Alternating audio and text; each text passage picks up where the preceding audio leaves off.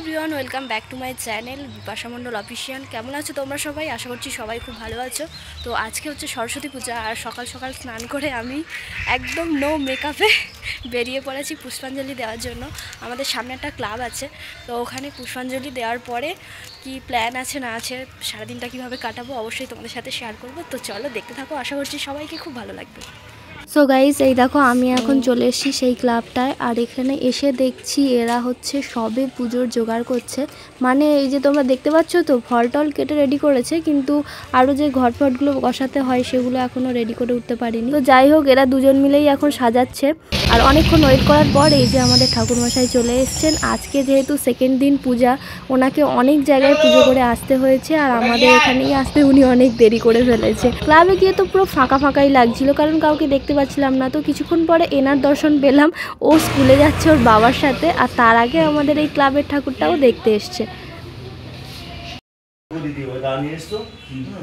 আমি পুজোয় বসে যাই, তারপরে দিই আস্তে আস্তে।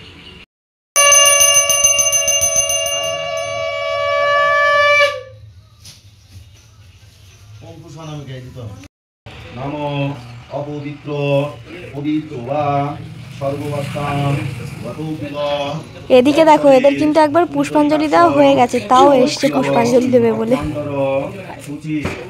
এখন পূজা হচ্ছে একদিকে, আর এখানে হচ্ছে ফুল কুচানো চলছে, কারণ কিছুক্ষণ পর পুষ্পাঞ্জলি শুরু হবে। পুষ্পাঞ্জলির ফুলগুলো আলাদা করে কুচানো হয়ে গেছে, আর এটা হচ্ছে পুজো দেওয়ার জন্য। তোমরা দেখেই অলরেডি বুঝতে পেরে গেছো যে কেন আমি এইরকমভাবে এই কাপড়টা ধরে দাঁড়িয়ে আছি। আসলে তাও যারা জানানো বলে দিচ্ছি, মায়ের চক্ষুদান চলছে, আর আমাদের দুজনকে দায়িত্ব দিয়েছিল কাপড় ধরে দাঁড়ানোর।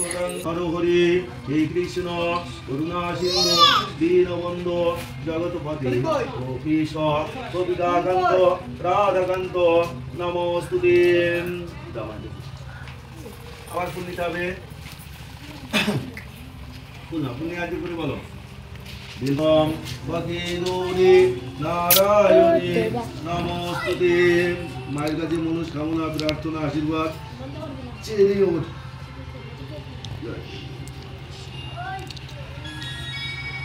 এত ফোন মাই দিতে বলা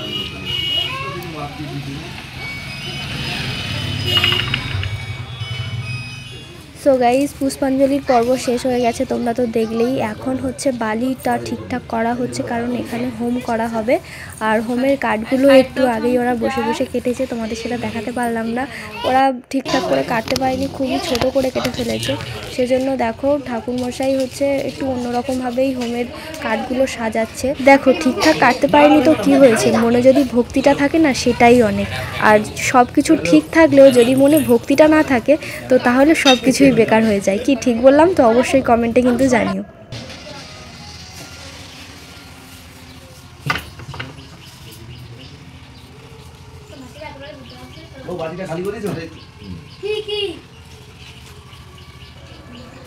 ঠাকুরমশাই অনেকক্ষণ আগে থেকেই ট্রাই করছে আগুনটা যাতে তাড়াতাড়ি জ্বলে, কিন্তু কাঠগুলো যেহেতু ঠিকঠাকভাবে সাজানো যায়নি, সেহেতু হাওয়াটা পাস হচ্ছে না, তার জন্য আগুনও জ্বলছে না। তো বিভিন্ন রকমভাবে ট্রাই চলছে এখন যাতে আগুনটা জ্বলে।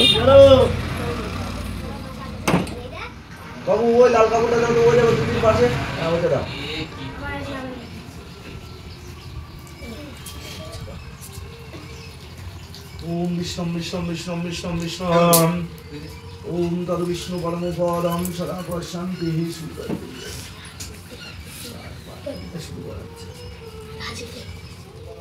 সো গাইজ, এখন দেখো আমরা এই জগডুম্বুরের পাতাগুলো আলাদা আলাদা করছি, কারণ ঠাকুরমশাই আমাদেরকে বলেছে প্রত্যেকটাই যেন একটা একটা করে পাতা থাকে।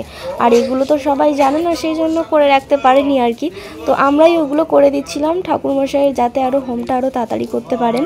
তোমাদের একটা কথা বলি, এই সরস্বতী পুজোটা না আমার কাছে অন্যরকম ছিল, কারণ অন্য বছর নিজের বয়সী সবার সাথে ঘুরেছি, আনন্দ করেছি, কিন্তু এবছর এই বাচ্চাগুলোর সাথে থেকে পুজোতে থাকা একটা অন্যরকম মানে ফিলিংস এসেছিলো। নিজের ছোট ছোটোবেলার কথা মনে পড়ে যাচ্ছিল।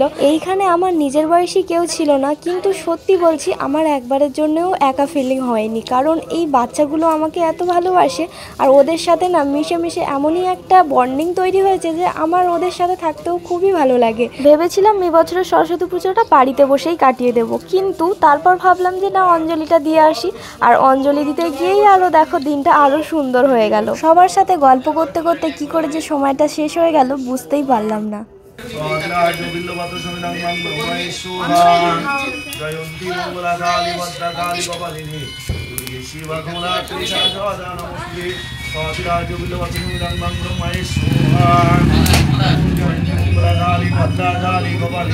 হোম কমপ্লিট হয়ে গেছে আর এখন ঠাকুরমশাই সবার কপালে হোমের টিকা দিচ্ছে। তো আমরাও নিয়ে নেবো এখন সবাই হোমের টিকা। আর তোমরা কারা কারা এই হোমের টিকাটা নিতে ভালোবাসো অবশ্যই কিন্তু কমেন্ট করে জানিও।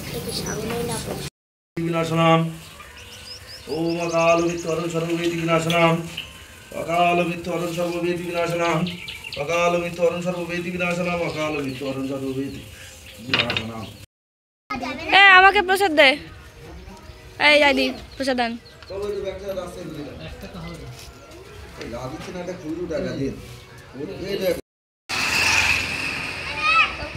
প্রসাদ পেয়ে গেছি, পুষ্পাঞ্জলি দেওয়াও হয়ে গেছে।